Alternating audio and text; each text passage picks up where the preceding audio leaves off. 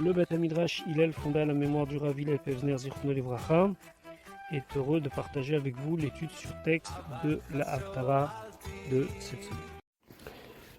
Bonjour et Boker Tov, nous allons étudier maintenant la première partie de la Haftara de Parashat Kitavo.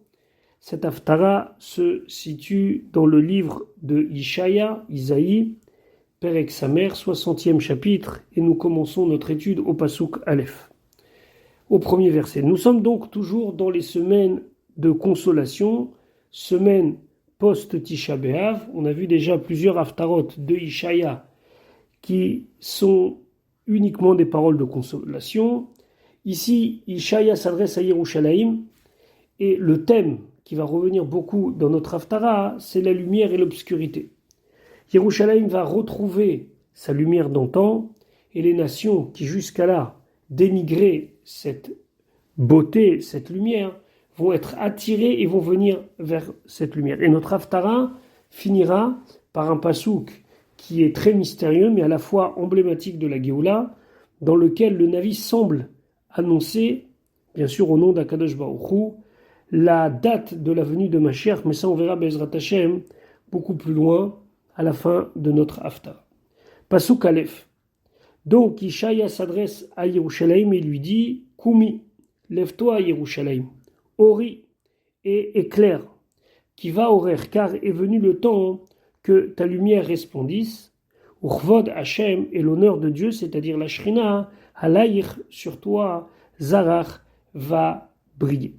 Donc ici, dans le sens simple du pasouk, on comprend que c'est un appel à Yerushalayim de commencer à briller comme c'était dans les premiers temps. La galoute a éteint Yerushalayim, et donc Yerushalayim peut maintenant briller comme un phare, et c'est ce qui va faire que toutes les nations du monde vont être attirées par Yerushalayim.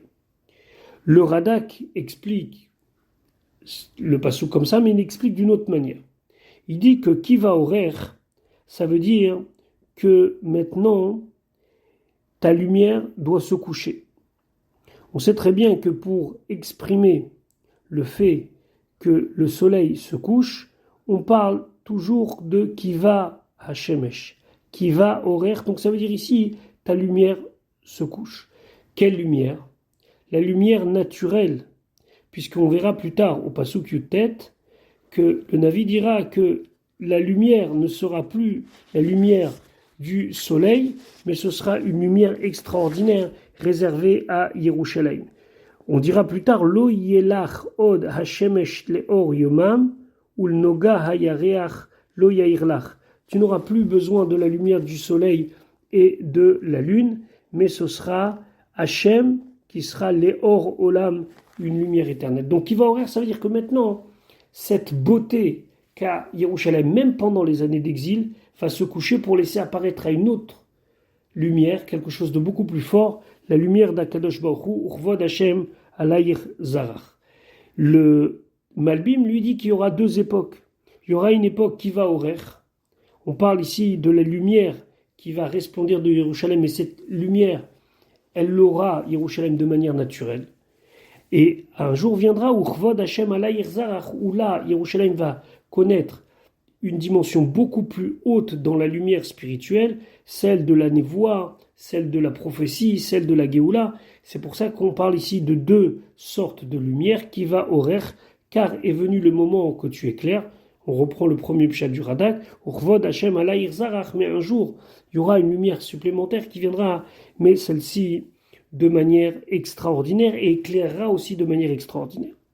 C'est intéressant ici d'amener ce que le Midrash dit concernant ce pasouk. Ce pasouk est mis en lumière par un machal, par un exemple où on dit qu'il y avait une personne qui était partie en chemin et il est parti avec une bougie. Est venue une autre personne, et lui a éteint sa bougie. Alors, il a rallumé sa bougie, et encore une fois, sa bougie s'est éteinte. Alors, elle s'est dit, cette personne, à quoi ça sert à chaque fois d'allumer une bougie pour qu'elle s'éteigne? Je vais attendre la lumière du jour. Les Bnei Israël disent à Akadosh Baruch Hu, Asinu lecha menorah. On t'a fait une menorah Bimé Moshe, à l'époque de Moshe, à la création du tabernacle.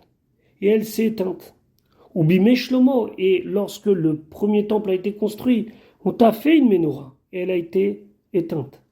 Mikan vaelach, à partir de maintenant, en anu mamtinim ela le horer. On n'attend que ta lumière. Et Akadosh Baruch Hu, il a dit, puisque ma lumière c'est votre lumière, et votre lumière c'est ma lumière, et que vous êtes ceux qui m'éclairent et moi je dois vous éclairer, alors Komi Ori qui va horer. Lève-toi, éclaire, car le moment que tu éclaires est arrivé. Et voilà comment le Yalkut Shmoni, ce midrash magnifique, explique ce pasouk. Maintenant, la lumière de Yerushalayim va aussi provoquer quelque chose dans le monde. Pasouk bet. Ki ine hachosher, car voici que l'obscurité, yechase eretz, va recouvrir la terre. Il y aura beaucoup d'obscurité dans le monde. Va'arafel, ça désigne les ténèbres. Les humim, sur toutes les nations du monde, eh ben, ça viendra. Pourtant, ve'alayich, mais sur toi, Yizrach Hashem, Hashem éclairera par la lumière de la délivrance. Urvodo, alayich yirae, et son honneur, c'est-à-dire sa shrina, apparaîtra sur toi. Donc ici, le fait que Yerushalayim et que Eretz Israël va connaître cette lumière, ça va mettre obligatoirement en exergue, ça va souligner le fait que dans les nations du monde, il y a beaucoup d'obscurité. La Gemara elle raconte dans Masechet Sanhedrin qu'il y a une fois un homme qui était un incroyant qui est venu voir Rabbi Abaou et lui a dit quand est-ce que Mashiach va venir? Alors Rabbi Abaou lui a répondu lorsque il y aura beaucoup d'obscurité et de malheur sur les ennemis du peuple juif. Alors le mine c'était à l'époque des gens qui cherchaient à dénigrer Torah ou mitzvot, mais pas seulement dans des idées philosophiques, mais même de manière physique, puisqu'il faisait la guerre aux Talmidei Chachamim, aux Juifs croyants. Alors le mine, il lui a dit, tu es en train de me maudire là. Il dit non, c'est pas, Rabbi Abaou, il a dit, c'est pas moi, c'est un pasouk qui dit, qu'un jour viendra où toute la terre, elle sera remplie d'obscurité, sera remplie d'obscurité. Donc, c'est pas moi qui le dis, c'est le pasouk. Le Malbim explique la différence entre Rocher et Arafel. Rocher, selon le Malbim, c'est le mot pour désigner quelque chose qui n'est pas éclairé. Et ici, ça désigne les nations qui n'ont pas de lumière, entre guillemets, c'est-à-dire qui n'ont pas de religion, qui ne croient pas en quelque chose.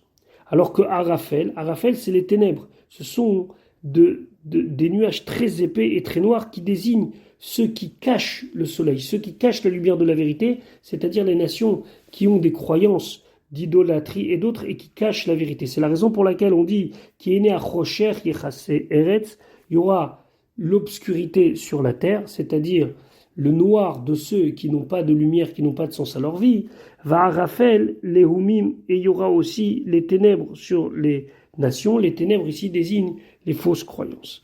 Et donc, le fait qu'Akadosh Baruch Hu insiste et qui dit à l'Aïr Yizrach Hashem, c'est que où on se trouve, même dans les pays de Arafel, même dans les pays où il y a des croyances dans d'autres divinités, la lumière d'Akadosh Baruch Hu va apparaître et tout le monde reconnaîtra la véracité de Dieu. C'est ce que l'on dit au Pasuk Gimel. Ve'alchu go'im le'orer. Et là, les nations vont aller après ta lumière. Ici, la lumière, c'est la lumière de la sagesse de la Torah. C'est-à-dire que le peuple juif sera l'exemple vivant du lien avec Akadosh Baruch Hu. Et donc, les goïm, les nations du monde, pour pouvoir connaître la sagesse de Dieu, vont suivre le peuple d'Israël. Ou Melachim, les Noga Zarer, et même les princes vont suivre et s'éclairer à ta lumière. Et ça, c'est quelque chose de très emblématique où Akadosh Baruch Hu va, les Atid Lavo, plus tard, nous donner une place très importante et la descendance de Yaakov sera l'exemple du monde comme nous le voyons ici. Voilà donc pour la lumière de Yerushalayim qui va commencer à resplendir attirer les nations et qui va, par ce fait, souligner l'obscurité qu'il y avait dans leurs croyances. Maintenant, il y aura un autre phénomène. Pasuk Dalet. Yeshaya s'adresse à Yerushalayim et il lui dit Sei Saviv Enaich, lève tes yeux tout autour de toi.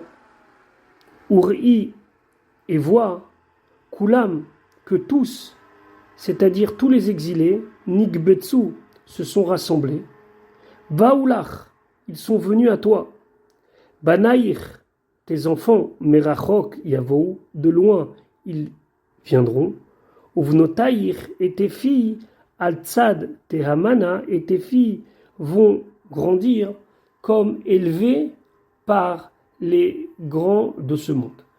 Al-Tzad, Tehamana, c'est parce qu'on avait l'habitude, quand on tenait un jeune enfant, de le tenir sur le côté. Mais ça veut dire ici que les Bnot Israël vont grandir chez les princes et dans leur sein, comme s'ils étaient portés et supportés par les grands de ce monde. Ici, c'est quelque chose d'extraordinaire. Sei, Saviv et Naïr Uri, Yerushalayim va voir que Kulam Nikbetsu Baoulach. Alors il y a toujours une grande discussion dans toute la Haftara entre les commentateurs.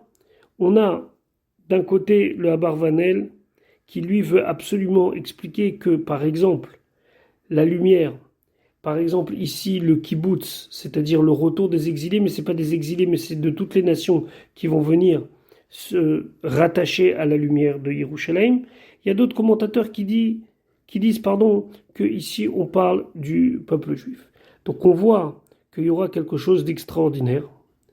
Et d'ailleurs Rashi le souligne en faisant référence à ce qu'on avait déjà vu dans Ishaya, Fayu Melachim ou Manaïr, que ce sera les princes qui vont être ceux qui vont vous faire grandir. C'est extraordinaire de voir que à la fin des temps, on prendra ce qui est à prendre des nations et c'est ce qui va aussi nous permettre de grandir. Et c'est ce qu'il dit ici, qu'on va venir de loin et que les filles de Knesset Israël seront grandies et seront élevées par les plus grands de toutes les nations. Donc ça, c'est pour les 4 premiers psukim de notre Haftara. Bezrat Hashem, dans notre prochain cours, on va voir que ce changement drastique post-Géoula pour Yerushalayim va s'accompagner de la venue d'une grande richesse économique. Mais ça, Bezrat Hashem, on le verra dans notre prochain shiur.